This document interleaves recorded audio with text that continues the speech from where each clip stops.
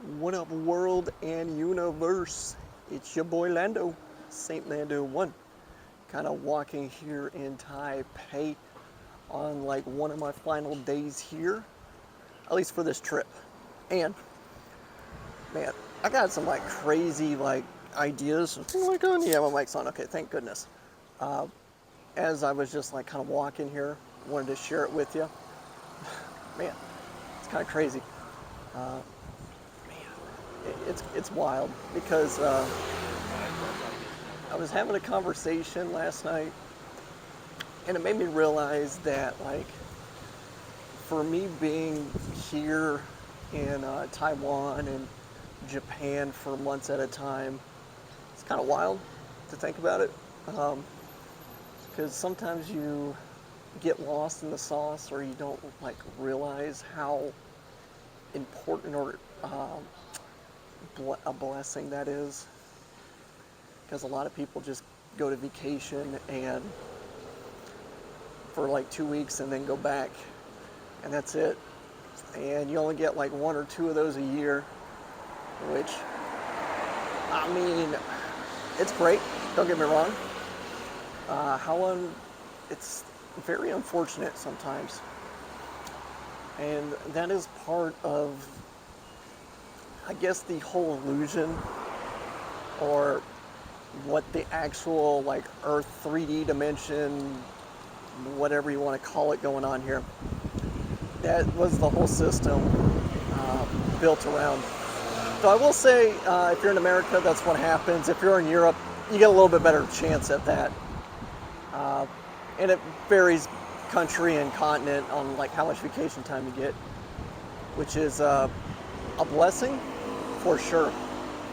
Because yeah, it's really nice to. The other thing too is that something else clicked in as well. It do be loud though today. Though I realized something on a YouTube video as well, that a lot of people are in a frequency of being like in graffiti, in this city life going on here, where we got like cars, we got like skyscrapers, and this overall energy is very dense and heavy. And it's got like, it's so much more than that. It's got a lot of nuance to it. It's got like, how can I say this? It's got like a whole layers of frequency that are very heavy. So in the type of like, we got like scarcity, poverty. What else we got here? We got lack. What else we got? Like anger, sadness, grief. What else we got here? Guilt. That was the other one. Self-doubt, just a lot of that. And that's actually what the cities attract, which is, I couldn't figure out why. I don't really like the city a whole bunch, but after watching that YouTube video, that helped me out a lot. And that's why, like, a lot of people just get really frustrated. Everybody's pissed off in the cities, like, all the time. Everybody's stressed in the cities, and that's why. Is because, like, and that's the other thing too, is that human beings, even though we may not know it, we actually do sense energy, and that's why like a lot of people are just really angry and upset all the time in the cities, because they are actually like drawing the negative energies from the surrounding area and actually channeling that, like especially if you're from New York, you'll be like, "I am walking here," and then just like people in Boston, they got that weird accent about cussing people out. It's great. It's very unique and only to that area. But we got like every country's got like their nuance of angriness. It's always super interesting. But back to what I was talking about. So a lot of people that live in the cities are conditioned and can also sense a lot of the negative energy around them, and it flows through them, and it shows. It shows. A lot of that shows like in degeneracy, especially in the West, gambling, um, you name all the 7 deadly sins going on here. That's basically what the city life's all about. And the whole thing about the Matrix and the illusion about going to the city, yes, it's got everything you ever want, which is part of the reason why people are attracted to it. The other thing too is as well is that like the powers that be are forcing people to go into the city so they can like, how can I say this, like draw or suck up their energy, which for many people that may not click. What I mean is that they're forcing people to go into cities to draw their spiritual energy, which spiritual energy is really about money. So basically, like, we got people that live in these apartment complexes here that will literally drain your finances or your energy, but you need a place to live. So unfortunately, you have to sacrifice at your job to get enough money so you can live potentially in one of these. If not, you're going to be on the street over here. And on the street's actually even worse for a lot of people because, well, if you're on the street, I mean, that's part of the reason why, indirectly, why a lot of people would rather choose a high rent payment and being in their car versus being on the street. Yes, it's a little bit harder, but I will say it's actually the thing that I don't think a lot of people talk about this a whole lot is that the whole reason why people don't like going homeless is that you are susceptible to all the negative energies around in an area, and also people project and give homeless people like really like dark and heavy energy, but don't understand the circumstances because nobody talks to homeless people.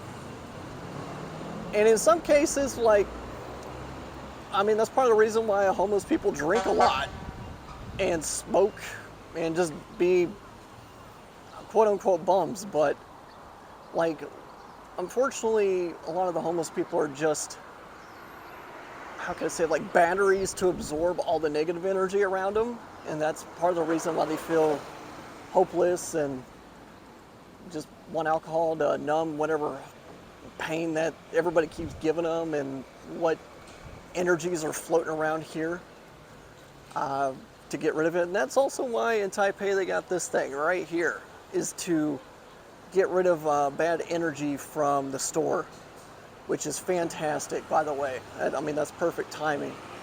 Though I will say not every country and place does something similar to that, especially now in this day and age. It's quite sad. But I mean, that's part of the reason why, like, people also too, whenever they get better jobs, better careers, like the people that used to be in their life, they kind of like fade away because it's really like an energy difference. Is that you got that one homie that made it out of the hood, but now he's on the advertising here. He's doing the big music videos.